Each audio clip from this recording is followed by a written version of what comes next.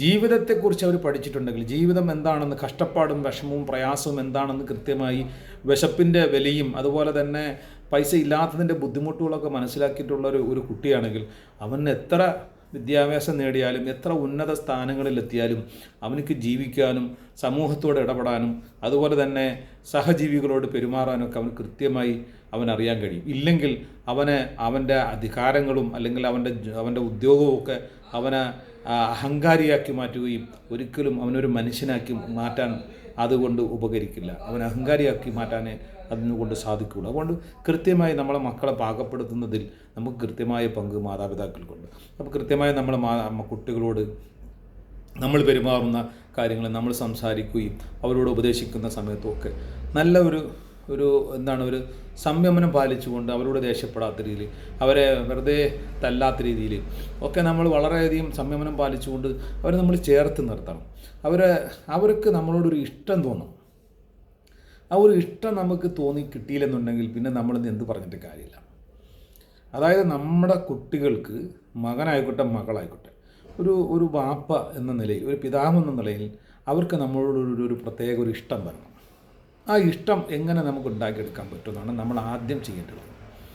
ഉപദേശിക്കുന്നതിന് മുമ്പ്, അവരെ വഴക്ക് പറയുന്നതിന് മുമ്പ്, അവരെ തല്ലുന്നതിന് മുമ്പ് ആദ്യം നമ്മൾ ചെയ്യേണ്ടത്, ഞാനൊരു പിതാവാണെങ്കിൽ എൻ്റെ മക്കൾക്ക് എന്നോട് ഒരു ഇഷ്ടം, ഒരു സ്നേഹം, ഒരു ആത്മബന്ധം ഉണ്ടോ എന്ന് പരിശോധിക്കുക. അതില്ലെങ്കിൽ, അതുണ്ടെങ്കിൽ മാത്രമേ നിങ്ങൾ ഉപദേശിച്ചിട്ട് കാര്യമുള്ളൂ. നിങ്ങൾ ഉപദേശിച്ചാൽ അവർ കേൾക്കുകയുള്ളൂ. അതേസമയം ആ ബന്ധം അവർക്കില്ലെങ്കിൽ, ആ ആത്മീയമായ ഒരു സ്നേഹം, പിതാവെന്നുള്ളൊരു സ്നേഹമില്ല, മാതാവെന്നുള്ള സ്നേഹം ആ കുട്ടിയുടെ മനസ്സിലില്ലെന്നുണ്ടെങ്കിൽ നിങ്ങൾ എത്ര വഴക്ക് പറഞ്ഞിട്ടും കാര്യമില്ല, അടിച്ചിട്ടും കാര്യമില്ല, ഉപദേശിച്ചിട്ടും കാര്യമില്ല, ഇതൊന്നും അവർ കേൾക്കില്ല. ചേമ്പലയുടെ മുകളിൽ വെള്ളം ഒഴിച്ച പോലെയാണ്. നിങ്ങൾ എന്ത് പറഞ്ഞാലും അത് അവരൊന്ന് പോകും, അവരവരെ വഴിക്കും പോകും. അപ്പോൾ ആദ്യം നമ്മുടെ കുട്ടികളെ നമ്മൾ ചിന്തിക്കുന്ന രീതിയിൽ, അല്ലെങ്കിൽ നമ്മൾ ആഗ്രഹിക്കുന്ന രീതിയിൽ നമ്മുടെ കുട്ടികളെ കൊണ്ടുവരാൻ കഴിയണം. നമുക്ക് വരണമെങ്കിൽ നമ്മൾ ആദ്യം ചെയ്യേണ്ടത് നമ്മുടെ മക്കളോടൊപ്പം ചേർന്ന് നിൽക്കുക. എന്നിട്ട് നമ്മളെ കുട്ടികൾക്ക് നമ്മളോട് പിതാവെന്നുള്ള ഒരു സ്നേഹം ഉണ്ടാക്കിയെടുക്കുക. മാതാവാണെങ്കിൽ മാതാവിനോടൊരു സ്നേഹം. ഞാൻ ഒരു ദിവസം എന്നെ കണ്ടില്ലെങ്കിൽ, എൻ്റെ മകൻ എന്നെ കണ്ടില്ലെങ്കിൽ വിഷമിക്കും, പ്രയാസപ്പെടും. എൻ്റെ മകൾ എന്നെ ഒരു ദിവസം കണ്ടില്ലെങ്കിൽ പ്രയാസപ്പെടുന്ന ഒരു അവസ്ഥ ഉണ്ടെങ്കിൽ അവരെവിടെ പോകാനാണ്? നമ്മളെ വിട്ടെങ്ങും അവർ പോകില്ല. അവർ നേരെ സ്കൂളിൽ പോയാൽ നേരെ തിരിച്ച് എൻ്റെ ഉമ്മാൻ്റെ അടുത്ത് അവർ എത്തണം എന്ന, ഉമ്മയെ കാണണം എന്നുള്ള ആഗ്രഹത്തോടുകൂടി അവർ വരും വീട്ടിലേക്ക്, അല്ലേ? ബാപ്പ വീട്ടിലുണ്ടെങ്കിൽ ബാപ്പാനെ കാണണം എന്നുള്ള ആഗ്രഹത്തിലേക്ക് വീട്ടിൽ വരും. അപ്പോൾ ഉമ്മാനെയും ബാപ്പാനെയും അവർക്ക് കാണാൻ ആഗ്രഹമില്ലെങ്കിൽ, ഈ മാതാവിനെയും പിതാവിനെയും കാണണമെന്നുള്ള ആഗ്രഹം ഈ കുട്ടിക്കില്ലെങ്കിൽ കുട്ടി വീട്ടിൽ വരില്ല.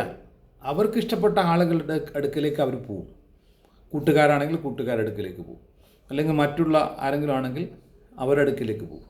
അപ്പോൾ ഇതെന്തുകൊണ്ടാണ്? നമുക്ക് ആരുടെടുത്താണോ ഇഷ്ടമുള്ളത് ആ ഇഷ്ടമുള്ള സ്ഥലത്താണല്ലോ എപ്പോഴും നമുക്ക് നിൽക്കാനുള്ള താല്പര്യം തോന്നുന്നത്. അപ്പോൾ നമ്മളിലേക്കുള്ള ഇഷ്ടം ഉണ്ടാക്കിയെടുക്കലാണ് നമ്മൾ ആദ്യം ചെയ്യുന്നത്. അതുകൊണ്ട് എല്ലാവരും മനസ്സിലാക്കേണ്ടത്, കുട്ടികളോട് നമ്മൾ പെരുമാറുമ്പോൾ ആ കുട്ടികളോട്, നമ്മളെ മക്കളോട്, മക്കൾക്ക് ഏറ്റവും ഇഷ്ടപ്പെട്ടത് നമ്മളായി മാറണം. അങ്ങനെ മാറിയാൽ നിങ്ങളൊക്കെ ആ കുട്ടികളെ കൃത്യമായിട്ട് അവരെ നമ്മൾ ഉദ്ദേശിക്കുന്ന രൂപത്തിലേക്ക് ഉപദേശങ്ങൾ കൊടുത്ത് നല്ല രീതിയിൽ കൊണ്ടുവരാൻ പറ്റും. ഇല്ലാത്തടത്തോളം കാലം നിങ്ങളിനി എവിടെ കൊണ്ടുപോയിട്ടും കാര്യമില്ല, എത്ര കൗൺസിലിംഗ് ചെയ്തിട്ടും കാര്യമില്ല, ഏതെല്ലാം രീതിയിൽ നിങ്ങൾ അതിനുവേണ്ടി പരിശ്രമം നടത്തിയിട്ടും കാര്യമില്ല. നിങ്ങൾ ആദ്യം മാറേണ്ടത് നിങ്ങൾ തന്നെയാണ്. അതുകൊണ്ട് ഈ വിഷയത്തിൽ കൃത്യമായി നിങ്ങൾ ആ ഒരു പരിശീലനം, കുട്ടികളോട് ഇടപെടുന്ന കാര്യത്തിൽ ഇതൊക്കെ ഒരുപാട് ഓൺലൈനിലൊക്കെ ഒരുപാട് ക്ലാസ്സുകളൊക്കെ കിട്ടുന്നുണ്ട്. മാതാപിതാക്കൾ കുട്ടികളോട് എങ്ങനെ പെരുമാറണം. അപ്പോൾ നമ്മുടെ ഈ ഓൺലൈനിലൊക്കെ ക്ലാസ് കേട്ടുകൊണ്ട് നമ്മുടെ സ്വഭാവത്തെ നമ്മൾ പാകപ്പെടുത്തിയെടുക്കുക. എന്നിട്ട് കുട്ടികളോട് ആ രീതിയിൽ പ്രവർത്തിച്ച് നോക്കിയാൽ നിങ്ങൾക്ക് ഇതിന് ഒരു 99% പരിഹാരം ലഭിക്കുമെന്നാണ് ഞാൻ മനസ്സിലാക്കുന്നത്. അതുകൊണ്ട് എല്ലാവർക്കും അതിന് സാധിക്കട്ടെ. നല്ല കുട്ടികളാക്കി വളർത്തുവാൻ നമുക്ക് കുട്ടികൾക്ക് നമ്മളോടുള്ള സ്നേഹം ഊട്ടിയുറപ്പിക്കാൻ നിങ്ങൾക്ക് എല്ലാവർക്കും സാധിക്കട്ടെ എന്നാശംസിച്ചുകൊണ്ട് നിർത്തുന്നു. എല്ലാവർക്കും നന്ദി, നമസ്കാരം. അസ്സലാമു അലൈക്കും വറഹ്മത്തുള്ളാഹി.